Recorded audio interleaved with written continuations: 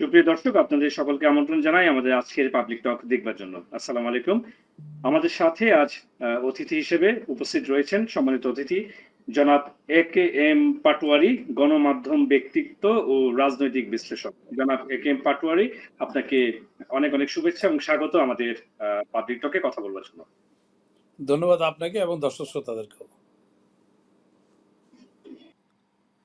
আর কোনো কিছু? আহ, তাহলে তাহলে আমাদের তাহলে আমাদের জাতীয় রাজনীতির যে প্রেক্ষাপট এখন বর্তমানে রয়েছে, সেই জায়গাতে দলগুলোর কি ভূমিকা নেওয়া উচিত দেশকে বাঁচাতে চাইলে, বাঁচাতে হলে, বা সার্বভৌমত্ব বা সবকিছু মিলে দেশকে একটি সঠিক জায়গায় রাখতে চাইলে? তারা সিরিয়ার দিকে তাকানো উচিত, যে এ গোড়ামি করতে যাই কি করছে। তারা ইরান ইরাকের দিকে তাকানো উচিত, গোড়ামি করে কি রেজাল্ট হয়েছে। হ্যাঁ, তাহলে তো তারা জি, যখন ঢাকা এখানে ইরাকে সাদ্দামের পার্টি যারা না করছে, বা সাদ্দাম বিরোধীরা যারা না করছে, যারা কোনো পার্টি করে না, তারা বোমা পড়ছে, যে বাদ তারা কি পার্টি। ওর থেকে বাঁচছে? হ্যাঁ, তারা কি বাঁচছে? তারা কি আহত নিহত হয় নাই? তাদেরকে সব পঙ্গু হয়ে গেছে তো। জি, যেগুলো জীবিত আছে সেগুলো পঙ্গু, কানে শুনে না। তো এখানের কনসিকুয়েন্সটা যে কি হবে, আজকে যারা এই ক্ষণস্থায়ী স্বার্থের জন্য, যে আমি মন্ত্রী হবো, মিনিস্টার হবো, এমপি হবো, হ্যাঁ, আর কিছু টাকা পাবো, এই কথাগুলি যে বাদ দিলে, যদি তোমার অস্তিত্ব না থাকে, দেশ না থাকে, তোমার দেশ যদি সিরিয়া হয়ে যায়, তাহলে তোমার কি হবে? তখন তুমি তো তখন কি হবে? তোমার দিনের শেষ তোমার কি হবে? তো যাতে ওইটা না হয়, ওইটা না হইতে গেলে এখন এখন সলিউশনটা কি? সলিউশন হলো এই সংস্কার সংস্কার এসব নাটক বাদ দিয়া ডক্টর ইউনূস সাহেবের উচিত হয়েছে তার সম্মান রক্ষার্থে, নাহলে যে ওনার আমও যাবে, সালাও যাবে, ওনার যে এতদিনের যে সম্মানটুকু সেটা রাখতে পারবে না। কারণ এই যে অনেকগুলি আত্মীয় স্বজন, কত কিছু, কত নাটক, কত কিছু আমরা পার্টি করলো, সে 15 বছরের জায়গা জায়গা নিজের লোক বসাইলো, দিনের শেষে তো পালাইতে হলো। কেউ কি তার সাথে ছিল? তাদের একটা দীর্ঘদিনের একটা প্রতিষ্ঠান, রাজনৈতিক সংগঠন আছে। ডক্টর ইউনূস সাহেবের তো রাজনৈতিক সংগঠন নাই, আসিফ নজরুল সাহেব তো রাজনৈতিক সংগঠন নাই, ওনারা কি করবে? যদি হাসিনার পলাইতে হয়, তাহলে এরা দেখবেন এক সময় হবে আওয়ামী লীগ বিএনপি এদের বিরুদ্ধে একসাথে যৌথ আন্দোলন করছে, কারণ শেয়ার এদের কাছে গুরুত্ব। তাহলে এদের এসব এইসব কুমন্ত্রণা এদের মধ্যে, এই কুমতলব পরিহার করে ইমিডিয়েটলি ইলেকশন দিয়ে জনগণের তখন একটা ইয়ে আসবে, যে জনগণ ওই ধরনের লোকজনের, এদের ম্যানিফেস্টো চাইবে, যে রাজনীতিবিদ তারা তাদের ম্যানিফেস্টো সাবমিট করতে হবে, তারা কি করবে, তারা প্রতিষ্ঠানগুলি সংস্কার প্রতিষ্ঠানগুলি ঠিক করবে কিনা, তারা কতদিন ক্ষমতায় থাকবে, রাষ্ট্রপতি প্রধানমন্ত্রী কতদিনের জন্য হবে, এগুলি তারা আগে ম্যানিফেস্টো জনগণের কাছে নিয়ে আসতে হবে। এইটা যদি তত্ত্বাবধায়ক সরকার, এই গভর্নমেন্ট এটা নিশ্চিত করে দেয়, আর কোনো সংস্কারের কিছু লাগবে না।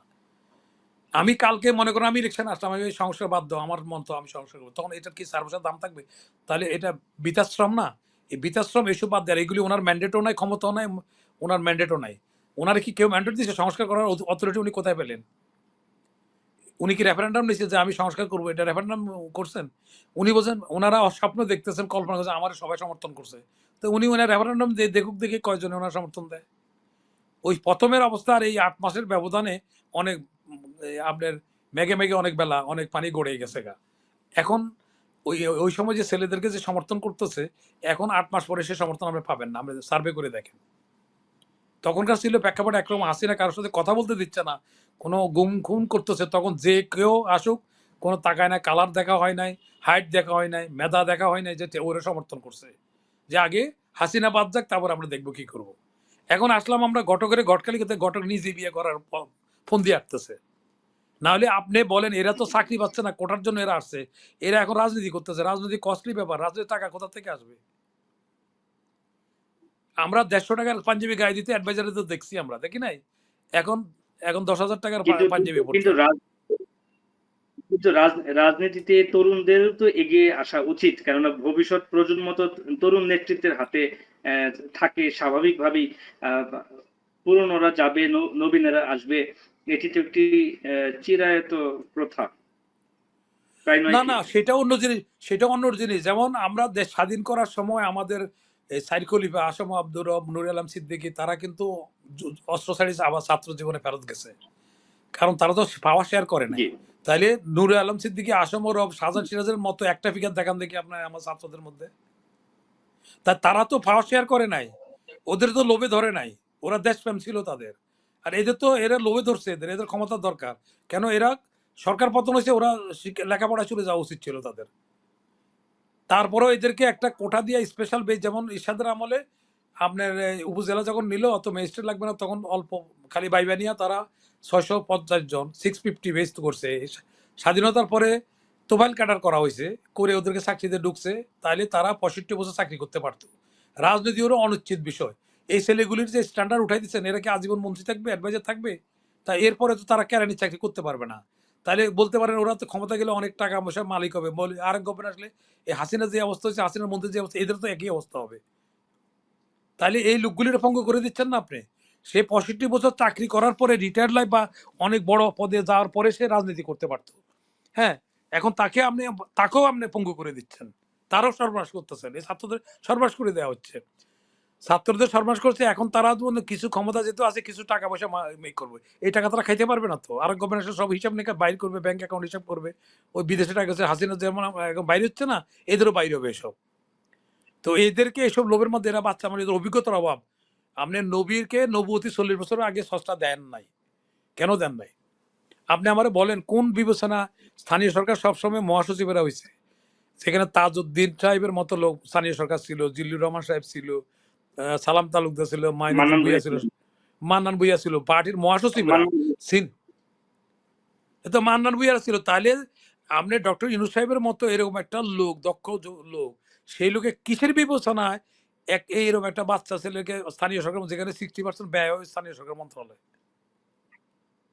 তাহলে আপনি এগুলি বুঝতেছেন, তার মানে হলো ওখানে যে পার্টি করবে, এটা ওই এইখানে একটা গ্রুপ পার্টি করবে, এখানে মানি করতে গেলে বড় বরাদ্দর মন্ত্রণালয় নিতে হবে, এবং ওই ছেলেটারে বিপদে ফেলাই দিবে। এই যে এর যারা এইসব বুদ্ধি যারা দিছে না, তারা একসময় সটকে পড়বে, মাঝখান দিয়ে এই ছেলেটা বিপদে জেল খাটিয়া ওই যে হাসিনার মতো পলাইতে হবে। এখনো তিতো বুঝছেন, তিতো স্বাস্থ্যের জন্য ভালো, তিতো কিন্তু খাইতে ভালো লাগে না, করলা স্বাস্থ্যের জন্য ভালো। তো আমরা যে তিতো কথা কেউ বলে না, আমরা মুনাফিক হয়ে গেছে, সত্য কথা বলি বাইরে, কিন্তু প্রকাশ্য ইয়েতে বলি না। এখন আমি কিছু কথা বলতেছি, আমার অনেকে আমার আপন লোকেরা বল, দরকার কি তোমার এসব কথা বলার?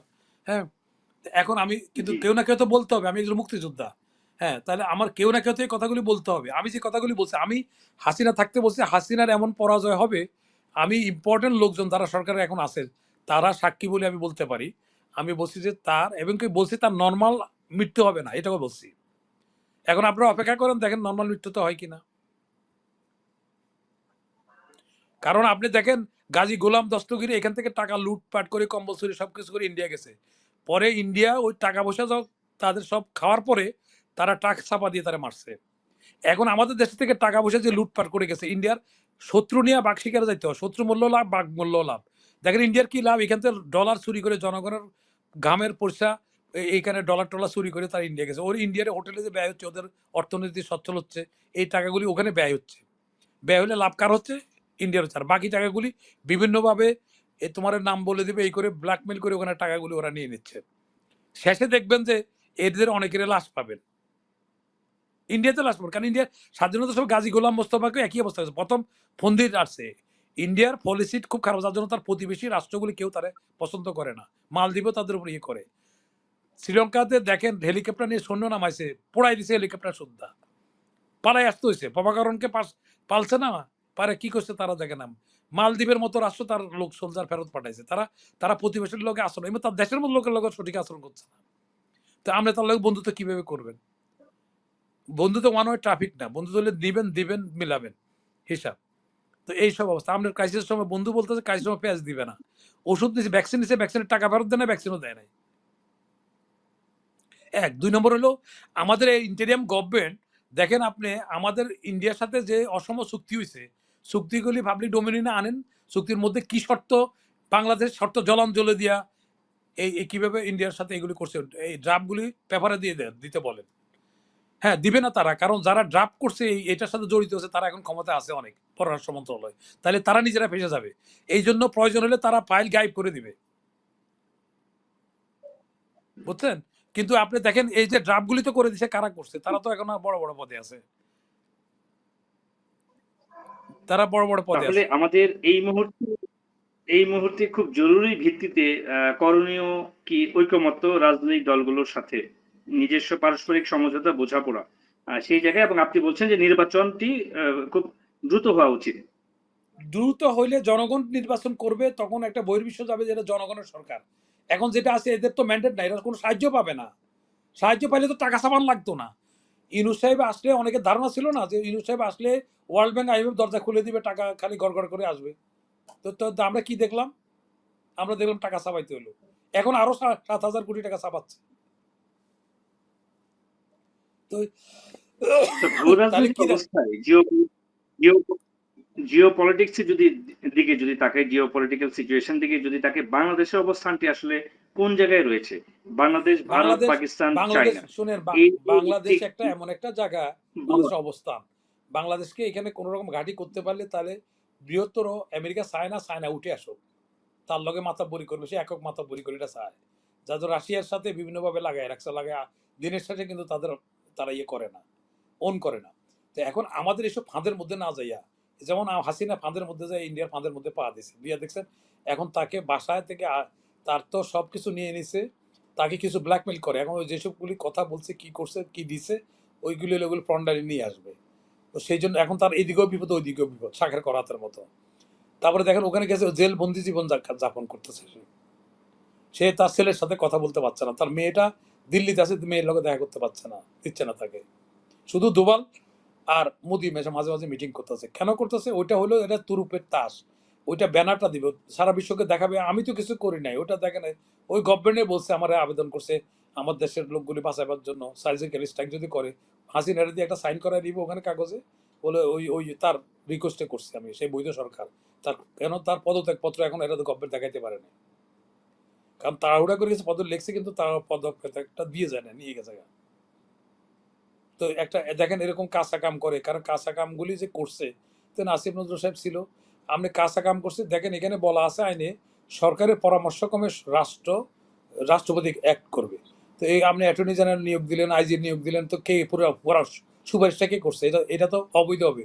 এই আইজি সাহেবের এই বর্তমান আইজি হয়েছে, যেটা রিটায়ার করে অ্যাম্বাসেডার হয়েছে, তার সকল বেতন পেনশন ফেরত দিতে হবে। আমি আপনারে বলি, একজন রাষ্ট্রপতি যে উনি ওনার দুধের মালাই খাইতে মানে মনে চাইছে, উনি এমএসপি কে বলছে যে দুধের সব খাবে, আজকে দুধের সব ব্যবস্থা করো, কারণ রাষ্ট্রপতির সব খরচ বহন করে, ইভেন কিন্তু উনি যদি কোনো দাওয়াতে গিফটে সব রাষ্ট্রের খরচ হয়। তো এখন ওখান থেকে এমএসপি বললো, স্যার ওটা তো স্যাংশন অ্যামাউন্টের মধ্যে নাই, স্যাংশন আইটেমের মধ্যে নাই, কারণ রাষ্ট্রপতি যে কয়টা পদ, ওটা ক্যাবিনেট ডিসিশন হয় কোন কোন পদ খাইতে পারবে, সেই পদগুলি স্যাংশন হয়ে থাকে, স্যাংশনের বাইরে মালাইটা স্যাংশনের বাইরে ছিল। তখন এমএসপি বললো যে, বলে দেওয়া রাষ্ট্রপতিরা যে না স্যার, মালাই খাওয়া যাবে না, তাহলে ভবিষ্যতে টাকা ফেরত দিতে হবে, এবং সেটা রাষ্ট্রপতির জন্য একটা কলঙ্ক, যে টাকা তার স্যাংশন ইয়ের বাইরে সে খেতে যাই, এখন টাকা ফেরত দিতে হয়েছে।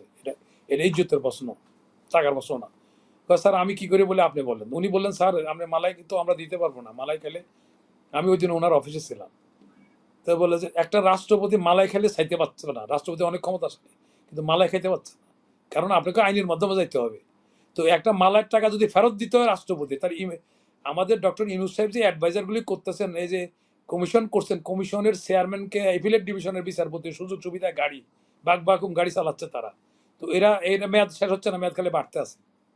তো এই যে টাকাগুলি একসময় দেখবেন এরা টাকা ফেরত দেওয়া লাগবে। আমি আজকে অন রেকর্ড যাচ্ছি বলে, অডিট অবজেকশন হবে, কারণ এই ধরনের কোনো বিধান সেট আপের মধ্যে জনগণের ম্যান্ডেট পাওয়া কোনো অনুমোদন নাই।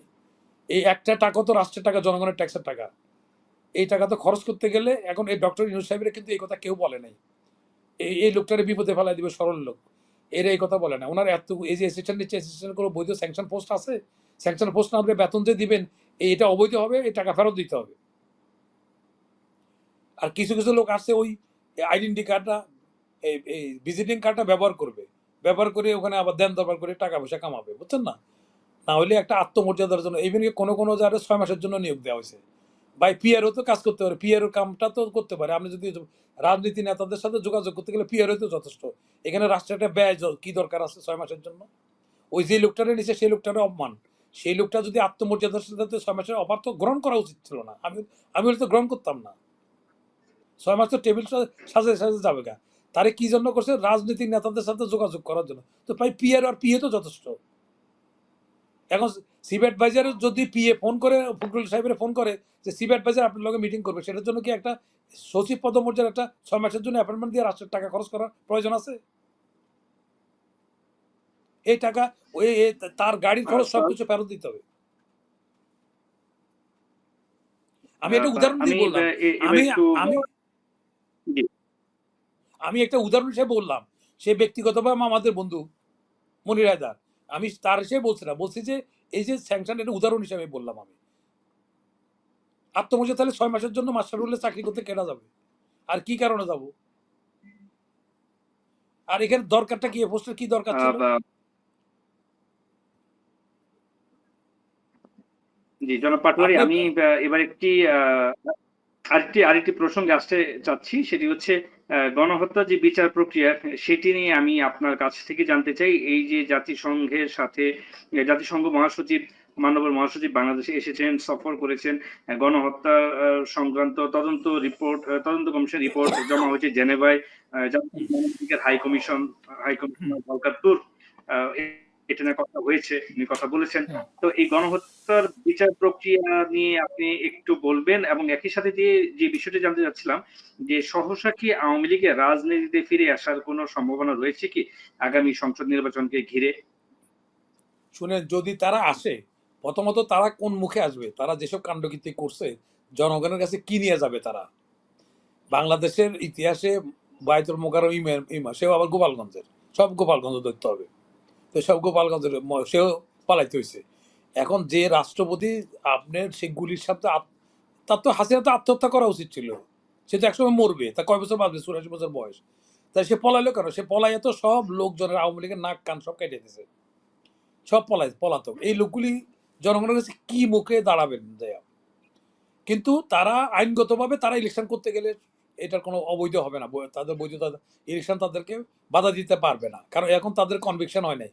তাদের সাজা তো নিশ্চিত না করা পর্যন্ত আপনি তো তারে ইলেকশন থেকে দূরে রাখতে পারবেন না। এটা আইনের কথা বলতেছি আমি। কিন্তু আবার একটা একটা ইয়ে আছে যে সকলজ্জা তো আছে মানুষের। কি মুখে জনগণের কাছে ভোট কি নিয়ে চাইতে যাবে তারা? বাংলাদেশ সারা বিশ্বে কয়জন লোক পলাইছে এই পজিশন থেকে? প্রয়োজনে আত্মহত্যা করছে। যদি হাসিনা যদি দেখছো যে আর কোনো কিছু তার নাই, প্রথমত সে যদি ওই সময় যদি সে যদি বলতো যে আমি মেনে নিলাম, স্পিকারকে দায়িত্ব দিলাম, তাহলে রাষ্ট্র আজকে এরকম বিপদে পড়তো না। হ্যাঁ, তো উনি কি হতো? জেল খাটতো। পরবর্তী ইলেকশন হলে উনি বিরোধী দলের নেত্রী হয়ে আসতেন।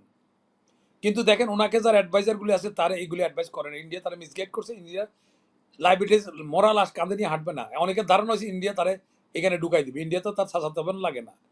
এটা আর তাদের ইন্ডিয়া হলে ইউজ করছে হাসিনাকে। হাসিনা হলো নির্বুধ, মূর্খ। এই মহিলা ব্যবহৃত হচ্ছে ইন্ডিয়ার দ্বারা। কিন্তু সে কনসিকুয়েন্সের কথা চিন্তা করে নাই যে ভবিষ্যতে তার কি হইতে পারে এটার জন্য। এখন সে হাড়ে হাড়ে টের পাচ্ছে। সে পুরা পার্টিকে বিপদে ফেলাইছে। পুরা বঙ্গবন্ধুকে অপদস্থ অপমান হয়েছে। তার কারণে মানুষ এত বিক্ষুব্ধ হয়েছে। মানুষকে এটা মানুষের দোষ দিয়ে লাভ নাই, তো তার আচরণের জন্য মানুষ এগুলো বিক্ষুব্ধ হয়েছে। হ্যাঁ, তো সেইগুলি করছে। কি কোন ইয়েতে আসবে? সে বাপের মর্যাদা তো রক্ষা করতে পারলো না। এখন ব্যাপার হচ্ছে যে এই ডক্টর ইউনূস সাহেবের কারণে যে এইখানে জাতিসংঘ আসছে, এই বিচারটা, এই যে গণহত্যা করছে, এই গণহত্যার জন্য বিচারটা এটা জাতিসংঘের মধ্যে করলে আর সারা বিশ্বে এটা গ্রহণযোগ্যতা পাবে। এটা একটা ইউনূস সাহেবের একটা ভালো দিক। যেমন আমি বললাম যে এই যে আপনার বিডিআর হত্যার ব্যাপারে যে ফজলুর রহমান সাহেবের সিলেক্ট করছে, খুব কারেক্ট ডিসিশন এটা। সে একটা জাতীয় বীর, এবং তার ওই সময় তারে তো সেনাপ্রধান করা উচিত ছিল ওই সময়। সেই যেসবে রৌমারিতে যে কাণ্ড করছে, এরপরের থেকে বিডিআর এর নাম চেঞ্জ করে দিল ওরা র ইন্ডিয়া। ওই ফাঁদে দিয়া কারে দিয়ে করা হলো? ফারুক খানকে দিয়া। ফারুক খান হলো বিডিআর এর চাকরি করে চাকরিচ্যুত যে ডিসিপ্লিন গ্রাউন্ডে। তো যে লোকটার আপনি কারো যদি চরিত্র স্খলনের জন্য তারে বাইতুল মুকাররম ইমাম চাকরি চলে গেলে তারে আবার ওই ইমামতি দিয়ে করা যাবে? তো এখন তারে দেখেন বিডিআর এর যার ডিসিপ্লিন গ্রাউন্ডে তার চাকরি গেছে, চাকরিচ্যুত হয়েছে কর্নেল ফারুক খান, তাকে বিডিআর এর ডিসিপ্লিন এটা ইয়ে করার জন্য আপনার ইয়ে করার জন্য তাকে আবার ওটার এক নম্বর ব্যক্তি বানানো হয়েছে তদন্ত কমিটির। এটা কি মানে কি বিচিত্র এই দেশ! আপনার চাকরিগুলো ডিসিপ্লিনের কারণে ওই লোক মারিয়ে ফেলছিল ফারুক খান বিটিআরে থাকতে, দিনাজপুর সেক্টরে। তারপরে তারে হাউস অ্যারেস্ট হয়েছে, তার চাকরিচ্যুত হয়েছে। সেই লোকের বিডিআর এর মানে পুনঃস্থাপন করার জন্য ডিসিপ্লিন, তারপরে ওইটার জন্য তারে ওটার এক নম্বর ইয়ে করছে, তদন্ত কমিটি চেয়ারম্যান করছে। আচ্ছা দেখেন, আরেকটা জিনিস আমি আপনাদের বলি। আপনারা জানেন যে আজিজ খানের টাকা পয়সা, তার ভাই আজিজ খানের টাকা পয়সা সব লুট করছে। দেশের অর্থনৈতিক দুরবস্থার জন্য হাতে গোনা কয়েকজনের মধ্যে আজিজ খান একজন। তো আজকে আজিজ খানের অ্যাডভার্টাইজমেন্ট যাচ্ছে, সামিট গ্রুপের অ্যাডভার্টাইজমেন্ট বাংলাদেশের টিভিগুলিতে কেন প্রচার করছে? সরকার কি আছে? আপনি বলেন যে লোকটা টাকা পাচার করছে সামিত গ্রুপের এখনো অ্যাডভার্টাইজমেন্ট চলতেছে কয়েকটা টেলিভিশনে, আপনি দেখেন। তাহলে কি জন্য হচ্ছে এটা? তথ্য মন্ত্রণালয় কি করতেছে? আমনের লুটারেরা, আমনের জেলে একজন পলাইছে, আর বাকি লুটার আছে, এখন তার অ্যাডভার্টাইজমেন্ট ওখানে কি করে যাচ্ছে? স্পন্সারে দেখেন কয়টা টাকার জন্য, দেখেন মিডিয়াগুলিও তো নীতি নৈতিকতার মধ্যে একটা দেশের ধ্বংস করে দিচ্ছে টাকা পয়সা পাচার করে, তার সামিত গ্রুপের জন্য অ্যাডভার্টাইজমেন্ট কি করে টিভিতে দিচ্ছে, সরকার এগুলো দেখতেছে না? তা আপনি সারা অঙ্গে গা মলম লাগাবেন কোথায় আপনি? এটা আগে করছে, আমাদের দুঃখ লাগে না, আমরা কষ্ট পাচ্ছি। আমি একজন মুক্তিযোদ্ধা, আমরা এই দেশের স্বাধীনতার জন্য আমাদের অবদান আছে। আমি ভাতা পর্যন্ত নিচ্ছে না, ভাতা অপমানজনক, সেই জন্য আমি ভাতা নিচ্ছি না। কেন? যে ভাতা যদি অনারিয়াম বলতো তখন টাকাও ছিল কম। ওই যে ভাতা নিবে দুস্থ লোক, আমি কেন ভাতা? আমি দেশের জন্য জীবনের মায়া ত্যাগ করে আমি স্বাধীনতা সংগ্রামে মুক্তিযুদ্ধে গেছি, এখন আমাকে ভাতা দিবে? ভাতা শুনতেও তো খারাপ শোনা যায়, দুস্থরে ভাতা দেয়। তাইলে সেখানে দেখেন এখন এইসব আমাদের দেখতে হচ্ছে। এই টাকা সব আমরা অর্থনৈতিক পঙ্গু।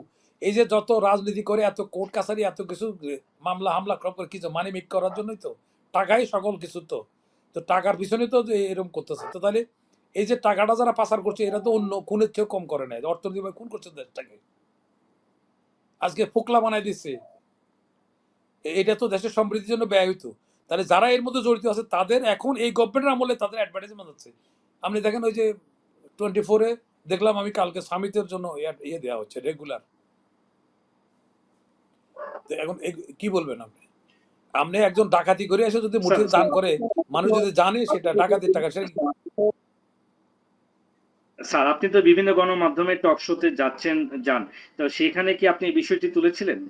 আমি আপনি আপনি তো সরাসরি ওই আপনি শুনেন, আমি আমার নিজের ঢোল নিজে পিটাবো না। আপনি সবগুলি দেখেন, আমি বক্তৃতা আমার যে টকশোগুলি দেখেন, আমার আর নতুন ডাইমেনশন। আমি এর আগে বলছি প্রাইভেট ইন্টেলিজেন্স দেন, সেই সপক্ষে আমাকে অনেকে বলছে, আজকে হাই অফিসার অনেকে বলছে যে আপনি একটা নতুন ডাইমেনশন দিচ্ছেন, প্রাইভেট ইন্টেলিজেন্স চাইছেন। প্রাইভেট ইন্টেলিজেন্স বলছে আমি একজন ওয়ার্ল্ডে অনেক জায়গায় আছে। আমার যখন বিডিআর, আমার ইন্টেলিজেন্স সংস্থাগুলি বিডিআর কি ঘটনা করতে পারে না, রাষ্ট্রপতি দুইজন মারা গেল, তাদের আর্লি ইনফরমেশন দিতে পারলো না। বিডিআর অনেকগুলি অনেক ঘটনা ঘটতেছে, এগুলি ইনফরমেশন দিতে পারছে না। তাহলে প্রাইভেট ইন্টেলিজেন্স দিলে কম্পিটিশন থাকবে। সরকারি ইন্টেলিজেন্স সংস্থা, প্রাইভেট ইন্টেলিজেন্স সংস্থা কে ভালো ফিডব্যাক দিতে পারে, তাহলে এটা করবে। ওদের কিছু বাজেট কাটেল করে ওরা ইন্টেলিজেন্স সংস্থার সোর্স মানিগুলি ওরা নিজেরাই অনেকগুলো মেরে দেয়, বুঝছেন না? ওইখান থেকে একটা অংশ দিয়ে যদি প্রাইভেট ইন্টেলিজেন্স, আমি বলছি যে আপনি আমারে দেন, দেখেন না ফিডব্যাক দেখেন, 6 মাস দেখেন আমি ওই সংস্থার থেকে বেশি আপনাকে ফিডব্যাক দিতে পারি কিনা। তো এখন ব্যাপার হচ্ছে আমরা কয়জনের, এই বেশিরভাগ লোক গেলে তো সব তো আপনার পিছনে লাগবে। তা আপনার তো ভালো মানুষের চোর ডাকাত বানাই দিবে, আমি কতজনের লোক আমরা যুদ্ধ করবেন? কিন্তু আমাদের এখন সব লোক দেশকে বাঁচাতে গেলে সিরিয়া না বানাইতে চাইলে প্রত্যেকে এখন পান খুলি। কারণ ইউনূস সাহেবের একটা সবচেয়ে বড় অবদান, উনি এখন কথা বলতে দিচ্ছে, আগে তো কথা বলতে দেয় না। শোনেন, ওই যে জি ইয়ার আপনার ইয়েতে, এই যে দুবাইয়ের একটা কুকুর বাংলাদেশে আসছে, তো আসার পরে বাংলাদেশি কুকুর বলতেছে যে তুমি ওখানে একটা এত উন্নত জায়গা, এত ইয়ের থেকে তুমি এই গরিব দেশে আসছো কি জন্য? ওখানে তোমার এত প্রাচুর্য, এত খাওয়া দাওয়া, বলে খাওয়া দাওয়া আছে কিন্তু প্রাণ খুলে কথা তো বলা যায় না ওখানে। তো বাংলাদেশে আর কথা বলা যায়। এখন আমাদের আর যাই হয়েছে না হয়েছে, ইউনুস সাহেব কথা বলতে সুযোগ দিছে। এই সুযোগের কারণে এটা জি আমরা ওনার কাছে কৃতজ্ঞ যে অন্তত আমরা এই কথাগুলি বলতে পারছি অন্তত। এটা একটা ওনার অ্যাচিভমেন্টের মধ্যে আমি বলবো। আবার ওনার দুর্বলতা বললাম যে এই লোকগুলি কেন নিচ্ছে উনি। আপনি দেখেন একটা লোকেরে, আপনি সকালবেলা আপনি অ্যাপয়েন্টমেন্ট, হাসিনার আমলে সকল অ্যাপয়েন্টমেন্ট কি খারাপ হয়েছে? দুই একটা তো ভালো লোক আছে, আছে না? দুই একটা ভালো লোক আছে, দেখেন ওই হাসিনার আমল হচ্ছে সবগুলো বিদায় করো, সবগুলো বিদায় করো। হ্যাঁ, ওই যে দেখেন আপনার রাজুকের চেয়ারম্যান জেনারেল সিদ্দিকের ওখানে লেফটেন্যান্ট জেনারেল বানাবে না, সেই জন্য তারা এখানে রাজুকের চেয়ারম্যান ওই হাসিনা ওখান থেকে তাড়াইছে তারে। এরা এসে বলে হাসিনার অ্যাপয়েন্টমেন্ট ওরা চুক্তি বাতিল করে দিছে। বাতিল করার পরে জানছে যে না, ওই লোক তো লেফটেন্যান্ট জেনারেল হওয়ার কথা, বানায় নাই, সেই জন্য এটা করছে। তখন আবার ওই বাতিলের সিটে বাতিল করা হয়েছে। 2 মাসের ব্যবধানে আবার একজন ব্যবসায়ী জমির বেচা কিনা নিয়ে ব্যস্ত ছিল, কোনো সরকারি চাকরি করে না, ওরে আবার এখন রাজুকের চেয়ারম্যান। রাজুক হলো রাজধানীর ডেভেলপমেন্টের, এটা হলো টাউন প্ল্যানার। তো একটা জমির ব্যবসা করছে, জমি বেচা কিনা করছে। এই লোকের দিচ্ছে জীবনে কোনো চাকরি করে, বিএনপি করতেন, যোগ্যতা হলে সে বিএনপি করতেন। তো এখন তত্ত্বাবধায়কের আমলে বিএনপি আওয়ামী লীগ কেন দেখবে? সে যোগ্য লোক যেটা সেটা দিবে। তাহলে ইউনূস সাহেব তো এটা সাইন করতে হয়েছে, কিভাবে করে একটা জমির দালালকে কি করে রাজুকের চেয়ারম্যান বানায়, তাও একজন জেনারেলকে, যে পিএইচডি করা ইঞ্জিনিয়ারিং চিফ ছিল সে, তারে তাড়াইয়া। তাহলে এইটার উত্তরটা ডক্টর ইউনূস সাহেব দিতে পারবেন? আর তাইলে বাতিল আগে করছেন আসিনা, মানে বাতিল সিটি বাতিল করলেন কেন? আমি আজকে আমি স্যানেলাইতেও বলছি, এটা উদাহরণ, আমি এটা উদাহরণ বলছি, এটা এটা শুধু ওইটা না, এরকম আরো ঘটনা আছে। কয়টা বলবেন আপনি? আপনি আরেকটা দেখেন, দুদকের চেয়ারম্যানের বিরুদ্ধে দুর্নীতির মামলার 32 পাতা রিপোর্ট দুদক দিছে, তো ওইটা নিষ্পত্তি না হওয়ার জন্য ওনার চেয়ারম্যান করছে। আপনি আসামির চেয়ারম্যান বানান কি করে? সে ভালো অফিসার। আমি যে এটা যে দুর্নীতি এর মধ্যে সত্য বা মিথ্যা আমি বলছি না, আগে তো এটা ডিজলভ করতে হবে তো নাকি, আগে এটা এ করার পরে তো তার দিবে। আর কি আর লোক ছিল না এই প্রশাসনে? আর কোনো লোক ছিল না যে লোকটার বিরুদ্ধে 32 পাতা দুদুকে বলছে রিপোর্ট দিচ্ছে, দুদকের লোকেরা বলছে যার বিরুদ্ধে রিপোর্ট দিচ্ছে তার আন্ডারে চাকরি কিভাবে করব? এবং 32 পাতা আমার কাছে আছে। তাহলে বুঝেন, তাহলে সেইখানে তারা আর পায় নাই, তাদের কি হয়েছে, বিয়ে তার এইসব এইসব হচ্ছে কেন? এই বৈষম্যের কথা বলি, আপনারা আসলে বৈষম্য এখন এইসব হচ্ছে। তো এখন কি বলবেন? এখন যদি সে সে এখন আমি যে এই কথা বলছি উনি মাইন্ড করতে পারে, মাইন্ড করলে কিছু আসা যায় না। আমি আমি যেটা বলছি ওনারও যাওয়া ঠিক হয় নাই, কারণ উনি একসময় রিটায়ার করবে, একসময় চুক্তিটা বাতিল হয়ে যাবে। এই যে তত্ত্বাবধায়ক সরকার গেলে কি মনে করো দুদকে চেয়ারম্যান চাকরি থাকবে? তাইলে ওই জিনিসগুলো আসবে না। উনি আরো বিতর্কের জন্ম দিয়ে ভবিষ্যতে তাকে জেল খাটতে হবে, এসে জেল খাটার ব্যবস্থা করে গেছে, নিজে ফাঁদে পড়ছে। বুঝছেন না? এই যে যদি আপনি আওয়ামী লীগের অনেক মন্ত্রী আছে, যদি জানতো যে এই দশা হবে তাহলে কি সে মন্ত্রী হইতে চাইতো? তারা যদি অপশন দেওয়া হয় যে তুমি এতদিন পর্যন্ত মন্ত্রী থাকবে তারপরে এই ঘটনা ঘটবে, তাহলে কি এটা এটা কি সেই এটা নিত, গ্রহণ করতো? তো দুদকের চেয়ারম্যান যে নিছে তার তো আগে ওটা সেটেল হওয়া উচিত ছিল। যদি তারে মানায় এই গভর্নমেন্ট মানায়, তারপরেও তারে না, তার এটা যদি ফাইনালি করে ফাইনাল রিপোর্টও দেওয়া হয় তাহলে তারে যাওয়া বা তারা নেওয়া উচিত হয় নাই। কারণ আপনি বিতর্ক সৃষ্টি রেখে গেলেন যে একটা অভিযুক্ত ব্যক্তিকে আমরা চেয়ারম্যান বানাচ্ছেন। এটা আমি কিন্তু ওনার তাহলে স্যার বিপক্ষে বলছি। স্যার আমরা অনুষ্ঠানের একদম শেষে চলে এসেছি। আমরা শেষ করব। সময়ের সাথে দিয়ে আমরা মানে শেষ করতে যাচ্ছি।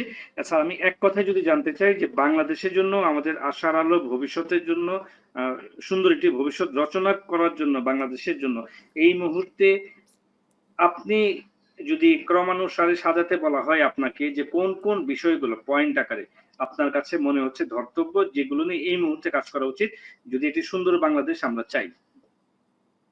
সুন্দর বাংলাদেশ চাইলে প্রথমত 15 বছর কোনো মানুষের নিজের ভোট দিতে পারে নাই। 1 নম্বরে ভোটাধিকার প্রয়োগ করে ভোট দেওয়ার ব্যবস্থা করতে হবে, দেশে শান্তি হবে। তাহলে কারো কিছু বলা থাকবে না। আপনার ছেলে যদি কম্পিটিশনে আমাদের পিওনের ছেলের পরের সিরিয়াল আসে, আপনি কিন্তু মাইন্ড করেন না কেন? সে পরীক্ষা তার মেধা আসে ওই জায়গায় চলে গেছে।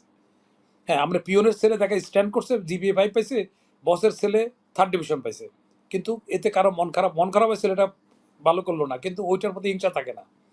তো অনুরূপভাবে জনগণে যদি যারে চায়, আপনার দৃষ্টিতে খারাপ ভালো সেটা বিষয় না, জনগণ যারে চায় সে আসবে। আপনি তো বাধা দেওয়ার কেউ না, জি। আপনি কে বলার কে? জনগণ মালিক। ভোটাধিকার প্রয়োগ নিশ্চিত করা। মানে সঠিক নিশ্চিত করলে ভোটাধিকার অনেকটা। প্রয়োগের বিষয়টি নিশ্চিত করা। জি। এক নম্বর সমস্যা হলো এটা। দ্বিতীয় নম্বর হলো রক্তক্ষরণ। এই যে একটা লোকের যদি রক্তক্ষরণ হইতে থাকে এটা বন্ধ না করা যায়, বন্ধ করলে রক্ত তৈরি হবে, রক্তকণিকা তৈরি হবে, সে সার্ভাইভ করবে। আর যদি রক্তক্ষরণ হইতে থাকে আপনি ব্লাডও দেন তারে, তাহলে একসময় সে মারা যাবে। তাহলে আমাদের অর্থনীতির যে রক্তক্ষরণটা জি। হচ্ছে, এই লিকেজগুলি বন্ধ করতে হবে। আর যারা এর আগে লিকেজ করছে তাদের ডেটার দৃষ্টান্তমূলক সাজার ব্যবস্থা করতে হবে। আইন শৃঙ্খলার ব্যাপারে আর বিকল্প আনতে হবে। বহির্বিশ্বের যদি সম্পর্কটা আমাদের কেমন হওয়া উচিত? হ্যাঁ, জি, জি স্যার। আর হলো আইন বহির্বিশ্বের সাথে আমাদের শৃঙ্খলার, সম্পর্ক কেমন হওয়া উচিত? আমাদের জি, বহির্বিশ্বের আমাদের বহির্বিশ্বের সম্পর্ক যদি আমরা গণতন্ত্রের প্রতি আমরা শ্রদ্ধাশীল হই, আমরা যদি জনগণের ভোট জনগণের দিতে দিই, আইন শৃঙ্খলা ঠিক থাকে, রক্তকরণ আমাদের অর্থনীতির যে রক্তকরণ সেটা বন্ধ করতে পারি, বহির্বিশ্বে এখানে ইনভেস্ট করতে এমনি আসবে, কারণ এখানে লেবার সস্তা, এত সস্তা কোথায় পাওয়া যায় না। জি, এখানে কাপড় কাপড় সস্তা, ওটা আমাদের দয়া করবে না। তাদের ডলার সেভ করার জন্য আপনি কি করবেন, আমি আর আপনি কি করি, বা কোন দোকানে সস্তা পাওয়া যায়, কোয়ালিটি ভালো থাকে সেখানে যাবে। এটাকে দোকানদার মুসলমান না হিন্দু, কালো না লাল, এটা তো আপনি দেখবেন না। আঙ্গুর আলী সুন্দর অবশ্যই, না অবশ্যই। কালো এটা দেখবেন না, আঙ্গুরটা ভালো আছে কিনা সেটা দেখবেন। তখন আমাদের কাছে চেষ্টা করা জি, লাগবে না। তখন আমাদের এই ইমেজটুকু হলে, ব্র্যান্ডিংটা হয়ে গেলে যে না এদের অর্থনৈতিক অবস্থা ভালো, এরা কমিটমেন্ট তাদের ঠিক আছে, তারা কমিটমেন্ট অনুসারে তাদের সাপ্লাই এক্সপোর্টের ইয়ে ঠিক রাখে, তখন দেখবেন অটোমেটিকলি আপনি অ্যাডভার্টাইজমেন্ট করা লাগবে না, এমনি চলে আসবে। আপনাকে খাঁটি গাওয়াগি এটা ব্যানার দিয়ে লিখে দিতে হবে না জিব্বার মধ্যে দিলে এটা খাঁটি বলে বলা, খাঁটি আবার খাঁটি লিখতে হয় না, ঘি তো খাঁটি হবে, এটাই তার ধর্ম। হ্যাঁ, তো আমরা যদি ভালো কাজ করতে পারি আমাদের ওইটার জন্য অ্যাডভার্টাইজমেন্টের প্রয়োজন হবে না। আমাদের দেশকে বাঁচাতে গেলে, সিরিয়া না করতে গেলে আমাদের জরুরিভাবে ইলেকশন। এখন দেখেন, যারা যারা ক্ষমতা মজায় মজা ক্ষমতা ছাড়তে চায় না, তারা খালি সংস্কার এইটা আগ্রম পাগ্রম করি ওই 10 ফেল করাবার এই মানে নিজের মানে টাইম বাড়ানোর জন্য ক্ষমতার স্বার্থ এটা তো বলতে পারে না। একটা এক প্যান্ট দিয়া প্রফেসরই করছে, এখন থেকে কথা কইলে কোন কইলে সব হইয়া যাচ্ছে। তো এটা ছাড়িতে চাই কে? এখন এটার থেকে কিন্তু এটা চিন্তা করে না, আলটিমেট তো মারা যাবে, কেউ তো চিরদিন থাকবে না। তাইলে অন্তত তারা সম্মান নিয়া ইউনূস সাহেবের নিজের সম্মান রক্ষার্থে উনি কিন্তু তাড়াতাড়ি ইলেকশনের ব্যবস্থা করে জনগণের ভোট জনগণকে ফেরত দিয়া উনি ওনার জায়গায় চলে যাওয়া উচিত। আমার সাথে ওনার ব্যক্তিগত, উনি আমাকে পছন্দ করে, আমি ওনাকে পছন্দ করি, সেই জন্য ওনার অমঙ্গল চাই না। সেই জন্য বলছি দয়া করে এই অনুষ্ঠানের মাধ্যমে ডক্টর ইউনূস সাহেবের কাছে আমার আপিল হলো, স্যার সম্মান রক্ষা থাকতে, মান থাকতে, মানে কেটে পড়া ভালো। এখানে দীর্ঘায়িত করবেন, আপনার মান সম্মান থাকবে না, আপনি থাকতে পারবেন না। হাসিনা তখন থাকতে পারে নাই, খালেদা জিয়া জোর করে থাকতে পারে না, এসব জোর করে থাকতে পারে নাই। তাদের এত বড় সংগঠন, এত কিছু ব্যয়, এত পার্টি, এত কর্মী ছিল। আপনার কিন্তু কর্মী নাই। আসিম নজরুল সাহেবের অত কর্মী নাই। আপনি বাসায় বাইরে হইতে পারবেন না তো। আমি ১-১১ সময় বলছিলাম ডক্টর ইউনূস সাহেব, ইয়ারে মঈনের খান মঈনকে বলছিলাম, জেনারেল মঈন স্যাটেলাইটে বলছিলাম যে আপনি রাস্তায় বাইরে হইতে পারবেন না, কাদা মাটির দেশ। বাঙালি যদি ইমোশনাল একবার যদি খেপে যায়, বুঝে যে এই লোকটা তো মতলবী, প্রথম প্রথম সাপোর্ট করবে, আর আপনাকে রক্ষা নাই। আপনি দেখেন তো ঈশ্বর তো চেষ্টা করছে, একটু টাইম বাড়াইছে, বেশি দিন ছিল সরেসারি করি। হাসিনা একটু বেশি দিন ছিল, কিন্তু পরিণামটা কি হয়েছে দেখছেন তো। তো এখানে তাদের তো সংগঠন ছিল, এদের তো কোনো সংগঠন মাত্র করতেছে, চেষ্টা করতেছে। হ্যাঁ, তো এখন তারা এইসব মতলবের থেকে বাদ দিয়া, মতলবী কাজ করে বাদ দিয়া, আপনার ম্যান্ডেট নাই, আপনার ম্যান্ডেট হচ্ছে শুধু ভোটাধিকারের জন্য সংস্কার করা। ডক্টর ইউনূস সাহেবের জনগণ ম্যান্ডেট দেয় নাই, বদলি করা, প্রমোশন দেয়, ওনার ম্যান্ডেট নাই। উনি তো তখন এই যে অনুরোধে আসর হয়ে গেছে, এখন উনি প্রথমে এইগুলির মধ্যে হাত দেওয়া উচিত হয় নাই।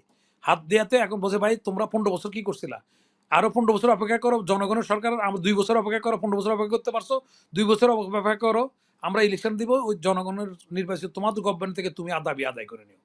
তাহলে এই যে বিশৃঙ্খলাগুলি, দাবি দাওয়া নিয়ে যে বিশৃঙ্খলা তৈরি হচ্ছে, এগুলো হইতো না।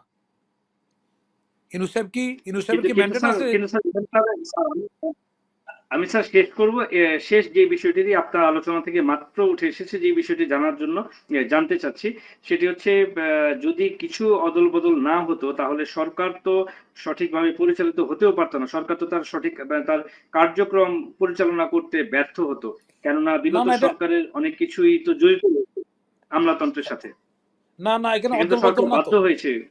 না না না না না না না না না, আমি বলি আপনি এতে আরো সমস্যার সৃষ্টি হয়েছে। কেমন করে আমি আপনার বলি, আপনি একজন লোকে, সে মনে করেন এডিশনাল সেক্রেটারি হিসেবে চাকরি করছে, তারে বঞ্চিত করছে, সত্য সত্য বঞ্চিত করছে। তো বঞ্চিত করছে, কিন্তু সে যে প্রতিবাদ স্বরূপ সে তো তখন রিজাইন করে নাই। সে কিন্তু পুরা পেনশন নিয়ে ওই র্যাঙ্কে জুনিয়র অধীনে চাকরি করে গেছে। এখন আপনি আইসিয়া বড় জোর এটা করতে পারতেন যে তারে বেনিফিটটা দিয়ে বাড়ি ভাড়া দিতেন বা অন্য কোনো জায়গায় রাখতেন। এখন লাইন প্রমোশন দেওয়াতে একজনের জন্য 7 জন কিন্তু বঞ্চিত হয়েছে। কারণ একজন সেক্রেটারিকে যদি আপনি চুক্তিভিত্তিক নিয়োগ দেন, তাহলে একজন এডিশনাল সেক্রেটারি প্রমোশন পাবে না, জয়েন্ট সেক্রেটারি প্রমোশন পাবে না। তাহলে ওই সাবঅর্ডিনেটদের মধ্যে তাদের ফিউচার নষ্টের জন্য একটা সাবকেশন তৈরি হয়েছে। তারপরে ওটা নন কোঅপারেশন করতেছে, যেটা আরো উপকারের জায়গায় ক্ষতি হয়ে গেছে, উপকারের জায়গায় ক্ষতি হয়ে গেছে। এবং এদেরকে যে, এদের প্রতি যে হাসিনা ইনজাস্টিস করছে, এটাতে কোনো সন্দেহ নাই। কিন্তু আমরা এখন ইনজাস্টিস করার পরেও তো তারা চাকরি করছে, তো রিজাইন তো করে নাই। এবং রিজাইন করে না, আমরা সত্য কথা বলতে গেলে এরা কোনো মুভমেন্টের মধ্যে 2-1 জন করছে, যেমন আর্টিকেল টার্টিকেল লিখছে, যেমন সংস্থাপন সচিব লিখছে, সে মানে সাহসী। আমি তারে তখনও বলছি যে ভাই এটা আমরা তো দুঃসাহসী কাম করে আমরা বিপদে পড়ে, 2-1 জনে করছে। আর বেশিরভাগ লোক তার নিজের অধিকারের জন্য সে সংগ্রাম করে নাই। তো তারে আপনি পদ দিয়া লাভ দিলে রাষ্ট্রের কি আসলো গেল এটা? সে তো তার ওই যে তারে অপমান করছে, অপমান নিয়েই তো সে চাকরি করছে। আর তারপরে এখন এই গভর্নমেন্ট বড় যে তার ওই যে প্রমোশন দেওয়া, প্রমোশনাল বেনিফিটটা দিয়ে দিয়ে বাড়ি পাঠিয়ে দিলে তো হয়, আবার শেয়ারে বসালে তো আরো 10 জন এফেক্ট হয়ে যাচ্ছে, 10 জন প্রমোশন হচ্ছে না, তাহলে ওখানে নিচের লেভেল তো নন কোপারেশন করতে, যার জন্য গতি আসতেছে না। আমি বুঝাইতে পারছি আপনাকে? তাহলে আপনার আপনার আপনার দৃষ্টিতে বিষয়টি খুব বেশি জরুরি ছিল না। আমার আপনি বলছেন যে এই বিষয়টি খুব বেশি জরুরি ছিল না, এই অদল বদলের বিষয়টি। না, বদলের কথা, বদল তো অটোমেটিক্যালি আসতেছে। যেহেতু আপনি উপরের লেভেলে যারা এরকম সরকারের লেসপন্সার ছিল, সরকারের হইয়া কাজ করছে, ওগুলির আপনি বাড়ি পাঠাই দেন। তারপরে আপনি বাইরে থেকে আউটসোর্সিং জি করেন। প্রফেসর আছে, বহু যোগ্য প্রফেসর আছে, যারা এখানে যারা আছে চাকরি করতেছে তাদের পড়াইতে পারে। এরকম যোগ্য লোকও আছে, বিভিন্ন জায়গা থেকে নিয়ে আসতেন আপনি। রিটায়ার করছে তাদের থেকে বাইসে নিয়ে আসতেন। সেটা অন্য জিনিস, সেটা আমরা সরকারকে পরিচালনা করার জন্য। কিন্তু লাইনের যে প্রমোশনটা, এখানে ব্লকটা হয়ে যেত, ব্লকটা হইতো না আর কি। আর তাছাড়া আমরা যারা বঞ্চিত হয়েছে তাদের একটা আদেশে হবে, পিক অ্যান্ড সোজ কেন? হ্যাঁ, এখানে তো আপনি ওরে দিচ্ছে এরে দিচ্ছেন না, তার না একটা এটা তো এর হচ্ছে, এখানে এটা খ্যাত তো এর হচ্ছে, ক্ষোভ তো এর হচ্ছে। আপনি একজনকে দিচ্ছেন, আরেকজন দিচ্ছেন না। 82 রে দিচ্ছেন, 81 এর দিচ্ছেন না, তাহলে তো 81টা বঞ্চিত হচ্ছে, তার উপর অফিসার করা হলে সিনিয়র আসে। তো এখানে করে তো এই যে জি এটা তো সৃষ্টি হচ্ছে, ডক্টর ইউনূস স্যার তো এটা বুঝতে পারেন নাই। আপনি তাইলে তো আপনাকে বঞ্চিত হইলে তো আপনার নাম্বার, আপনার যদি 5টা পোস্ট থাকে, তাইলে আমরা যে 79-এ যেটা বঞ্চিত হচ্ছে তারে আগে ধরবেন, তারপরে 80-তে ধরবেন, 81 ধরবেন, 82 ধরবেন, 84-এ ধরবেন, এভাবে তো সিরিয়ালে আসবেন। দেখা যাচ্ছে যে 82 গুলো দিচ্ছেন আপনি, 81টা বাদ রয়েছে, তো ওখানে একটা ক্ষোভ তৈরি হচ্ছে না? আপনি তো একটি আদেশে হবে, সিনিয়রিটি হিসেবে পোস্ট যাবে। অসংখ্য ধন্যবাদ। আমরা জি, আমরা তাহলে এক কথায় অনেকগুলো আলোচনা আমরা শুনেছি। মানে আপনার অনেকগুলো বিশ্লেষণ আমরা দেখলাম, অনেকগুলো প্যারামিটার স্যার আপনি তুলে ধরেছেন। দেশের স্বার্থে, জনগণের স্বার্থে আগামীর একটি সম্ভাবনাময় বাংলাদেশ রচনা করার জন্য অনেকগুলো বিষয় আপনি স্যার তুলে ধরেছেন। এটির জন্য অসংখ্য ধন্যবাদ আপনাকে। আমাদের সাথে যুক্ত থাকবার জন্য এতক্ষণ আপনার প্রতি আমাদের ধন্যবাদ ও কৃতজ্ঞতা। আপনাকেও ধন্যবাদ, আপনার প্রতিও আমার কৃতজ্ঞতা যে আপনি আমাকে সুযোগ দিচ্ছেন বক্তব্যটা বলার জন্য। এবং এটা জনগণের কল্যাণে, আশা করি এটা ডক্টর ইউনূস স্যার যদি এটা দেখেন, শুধু এই আমার যে পয়েন্টগুলি তুলে ধরছি, এইটার হিসাবে যদি করেন তাহলে অনেকটা প্রশমিত হবে। এই যে বিভিন্ন ক্ষোভ আছে না, এটা অনেকটা প্রশমিত হবে। আর আরেকটা কথা বলি যে আপনি লোকের টাইম ধরে দিবেন, তোমাকে টাইম দেওয়া হলে এনাফ ইজ এনাফ। তোমার আজকে 8 মাস হচ্ছে, এখন তুমি তোমার যদি আইনশৃঙ্খলা যাদের দায়িত্ব দিবে, যদি ওদেরকে ওই দায়িত্ব পালন না করে তাদের বাড়ি পাঠাই দেন, পত্রপাঠ বিদায় করে দেন। আবার ওই সময় হাসিনার আমলে যারা বঞ্চিত হচ্ছে, ট্রায়াল বেসিসে একটা ডিস্ট্রিক্টকে, একটা থানাকে আপনি নেন, ওই বঞ্চিত লোকজনকে 14 বছর যারা বঞ্চিত তাদের আইনে বলেন যে তুমি ডিউটি করো, তুমি ঠিক মতো আইন শৃঙ্খলা ঠিক করো, না করতে বলে তোমার যদি করতে পারো তোমার আরো প্রাইজ দেওয়া হবে, আর না করতে বলে তখন একটা বিকল্প যাবে, পুলিশের কাছে বিকল্প যাবে, পুলিশ অ্যালার্ট হবে, পুলিশ কাজ করবে গভীর হয়ে, যান প্রাণ দিয়ে চেষ্টা করবে। এখন দেখে যে ওনার তো ভদ্র মানুষ, কিছুই হবে না, অ্যাকশন হবে না, তাহলে কাজ করবে কেন? ডিলারে কোনো রকম চাকরি বাঁচাবে, যার পরিস্থিতি মানুষ সার্ভিস পাবে না। ধন্যবাদ, ধন্যবাদ আপনাকে। ধন্যবাদ, ধন্যবাদ স্যার। সুপ্রিয় দর্শক, আপনাদের সকলকে আবারও ধন্যবাদ জানাই আমাদের সাথে এতক্ষণ যুক্ত থাকবার জন্য, আমাদের পাবলিক টক দেখবার জন্য। আবারও দেখা হবে নতুন কোনো অতিথি, নতুন কোনো বিষয় নিয়ে। ততক্ষণ পর্যন্ত সকলেই ভালো থাকুন, সুস্থ থাকুন, থাকুন সতর্ক। শুভরাত্রি।